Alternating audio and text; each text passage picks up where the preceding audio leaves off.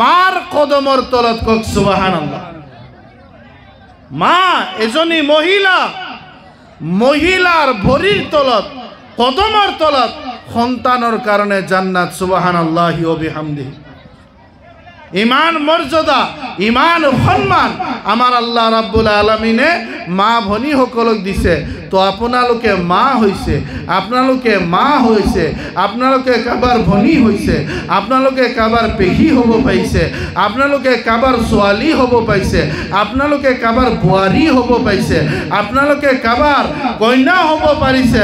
আল্লাহৰ ওচৰত শুকৰিয়া আদা কৰক, আল্লাহৰ দৰবাৰত শুকৰিয়া আদা কৰক। মাওলা, মই এজন নগণ্য গুনাহগাৰ, মই এজনী খাতাকাৰ মহিলা, মই এজনী পাপী মহিলা, মোৰ গুনাৰ সীমা নাই। মই কিমান গুনাহ কৰিছোঁ নেজানো, মই কিমান পাপ কৰিছোঁ নাজানো, কিন্তু মৌলা মোৰ সন্তানে মোক মা বুলি মাতে, মোৰ ভাইয়ে মোক বেহেন বুলি মাতে, ভনী বুলি মাতে, বাই বুলি মাতে, মোৰ ভতিজাসকলে মোক পেহী বুলি মাতে। মৌলা, মোক তুমি ইমান সন্মান দিছা, সমাজৰ মাজত ইমান মোক মৰ্তবা দিছা। আল্লাহ তোমাৰ শুক্ৰিয়া, আল্লাহ তোমাৰ শুক্ৰিয়া। এনেকে কৈ যদি আমাৰ মা ভনীসকলে আল্লাহৰ দৰবাৰত কান্দা কাটা কৰে, আল্লাহৰ দৰবাৰত নত হৈ আলহামদুলিল্লাহ কয়, আলহামদুলিল্লাহ কয়, আল্লাহ তেখেতৰ কাৰণে জান্নাতৰ দৰজা খুলি দিয়ে। কক সুবহানাল্লাহ। আমাৰ মা ভনীসকল, আল্লাহ ৰাব্বুল আলামিনেও কোৰআনত মা ভনীসকলৰ বিষয়ে আয়াত নাজিল কৰিছে। মা ভনীসকলৰ বিষয়ে আল্লাহ ৰাব্বুল আলামিনে ফৰমায় যে এজন দুজন ইয়ানি পুৰুষ আৰু মহিলা, এজন দুজনৰ কাৰণে হল লিবাস ইয়ানি কাপোৰ শৰীৰ। নিজৰ শৰীৰক আপুনি যেনেকে যতন কৰে, নিজৰ পুৰুষকো আপুনি হেনেকুৱা যতন কৰিব লাগিব, নিজৰ পুৰুষৰ হেনেকুৱা কথা আপুনি মানিব লাগিব, নিজৰ পুৰুষক এনেকুৱা আপুনি সন্মান কৰিব লাগিব। জানে আপুনি যিমান দিন মা আপোনাৰ সন্তান আছে, তো আপোনাৰ ভৰিৰ তলত সন্তানৰ জান্নাত, কিন্তু আপোনাৰ জান্নাত ক'ত, আপোনালোকৰ জান্নাত ক'ত আছে এইটো বুজিব লাগিব।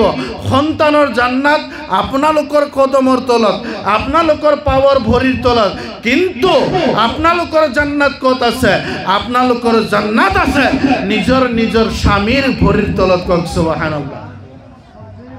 যদি আপুনি নিজৰ স্বামীৰ খিদমত কৰি কৰি নিজৰ স্বামীক ৰাজি কৰিব পাৰিলে, নিজৰ স্বামীক আপুনি খুশি ৰাখিব পাৰিলে, আপোনাৰ স্বামী আপোনাৰ হাজবেণ্ডে আপোনাক ইমান সম্পত্তি দিব পৰা নাই, আপোনাক টকা পইচা দিব পৰা নাই, কানি কাপোৰ ইমান আনি দিব পৰা নাই, আপুনি যদি সবুৰ কৰি মা ফাতিমাৰ সুন্নত আদা কৰে, মা আয়েশাৰ সুন্নত আদা করে, মা আমিনার সুন্নত আদা করে, মা সকিনার সুন্নত আদা করে, মা শহর ভানুর সুন্নত আদা করে, মা উম্মুল খায়ের মা ফাতিমার আপনি যদি সুন্নত আদা করি সবুর করি এই দুনিয়ার পরা যাব পারে, কিয়ামতের ময়দানের দিনা মা ফাতিমার লগত হব জান্নাতি। সুবহানাল্লাহ।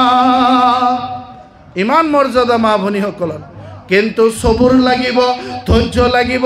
আপুনি যদি এনেকে কয়, তুমি নিজৰ স্বামীক বহুত মহিলাসকলে কয়, চাব আপোনালোকে মা ভনীসকলক কৈছোঁ বেয়া নাপাব, এজনৰ ঘৰত যদি কোনোবা মহিলা অলপ ভাল কাপোৰ পিন্ধা দেখে আৰ নিজৰ স্বামীক কব অমুকৰ কইনাক অমুকৰ বোৱাৰীক ইমান ধুনীয়া কানি কাপোৰ আনি দিছে, তুমি কিয় আনি নিদিয়া?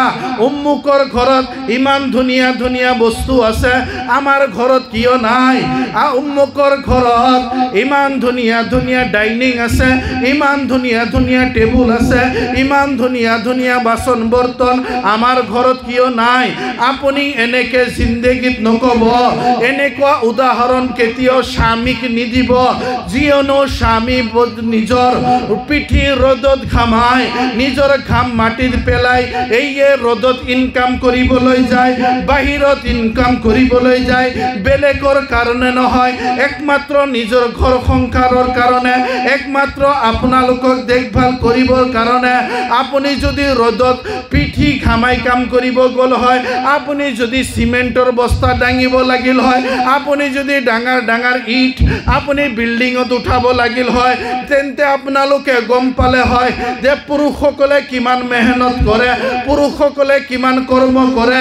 পুৰুষৰ নিচিনা যদি আপুনি হাল বাবলৈ গ'ল হয়, পুৰুষৰ নিচিনা যদি আপুনি কৰ্ম কৰিল হয়, তেন্তে বুজিল হয় আপোনালোককোতো আল্লাহ ৰাব্বুল আলামিনে পুৰুষৰ এটা হাড্ডি দি তৈয়াৰ কৰিছে, শৰীৰৰ এটা হাড্ডি, কামি হাড়ৰ এটা হাড্ডি দি আপোনালোকক তৈয়াৰ কৰিছে, আল্লাহ বনাইছে। তো আপোনালোকে হামেশা নিজৰ নিজৰ সন্তানক, নিজৰ নিজৰ ভাইক, নিজৰ নিজৰ বাবাক, নিজৰ নিজৰ ভতিজাক, নিজৰ নিজৰ স্বামীক আপোনালোকে দেখভাল কৰি যাব লাগিব, তেওঁলোকৰ খিদমত কৰি যাব লাগিব। আপুনি যদি নিজৰ স্বামীক নিজে খুৱাই হওক নোখুৱাই হওক, আপুনি খিদমত কৰি হওক নকৰি হওক, হামেশা যদি আপোনাৰ স্বামীৰ মুখত আপোনালোকে হাঁহিটো ৰাখিব পাৰে, স্বামীৰ মুখত আপুনি যদি খুশিটো আনিব পাৰে, মই আল্লাহৰ জাতৰ কসম খাই কৈছোঁ, অ' মা আপোনাৰ কাৰণে জান্নাত ৱাজিব হৈ আছে। সুবহানাল্লাহ। আপুনি যাব জান্নাতত, আপোনাক কোনো ৰাখিব নোৱাৰিব, কিয়নো আপোনাৰ ওপৰত খুশি হৈ আছে নিজৰ স্বামী, আৰু আপুনি বেলেগৰ তুলনা দি দি নিজৰ স্বামীৰ মন তিতা কৰি দিছে, বেলেগৰ কথা কৈ কৈ নিজৰ স্বামীৰ মন আপুনি কহা কৰি তিতা কৰি দিছে, বেলেগৰ উদাহৰণ দি দি, বেলেগৰ ঘৰৰ বস্তুৰ উদাহৰণ দি দি নিজৰ স্বামীৰ মনটো আপুনি বেয়া কৰি দিছে। মনত ৰাখিব, নিজৰ স্বামী যদি আপোনাৰ ওপৰত খুশি নাই, আপুনি কেতিয়াও জান্নাতত যাব নোৱাৰিব। আপুনি এবাৰ নহয় দুবাৰ নহয় 25,000 1,00,000 মৰ্তবাও যদি আপুনি হজ কৰি আহে, কাবা ঘৰত চুমা খাই আহে, আসোয়া পাথৰত চুমা খাই আহে, মদিনাৰ জিয়াৰত কৰি আহে, নামাজ পঢ়ি পঢ়ি যদি ঘা বান্ধি দিয়ে, আপোনাৰ স্বামী যদি কবুল কৰা নাই, আপোনাৰ স্বামী যদি আপোনাক মানি লোৱা নাই, আপোনাৰ স্বামী যদি আপোনাৰ ওপৰত খুশি নাই, আপোনাৰ ইবাদত আল্লাহৰ দৰবাৰত কবুল নাই। সুবহানাল্লাহ। তো বুঝিবলগীয়া আমাৰ কথা। এই কাৰণে মা ভনী সকল হামেশা আপোনালোকৰ পৰ্দাত থাকাৰ ব্যৱস্থা ল'ব, হামেশা আপোনালোকে নিজৰ ব্যৱহাৰটো ভাল ৰাখিব। এজন দুজনৰ ঘৰত যায় নিজৰ স্বামীৰ গিবত নকৰিব, নিজৰ স্বামীৰ বেয়া নকব, উম্মুকৰ কথা আপোনালোকে আলোচনা নকৰিব। অনুৰোধ জনাইছোঁ, মুমিন মুছলমান মনত ৰাখিব, গিবত কৰা, চুগুলি কৰা অতি বেয়া কাম।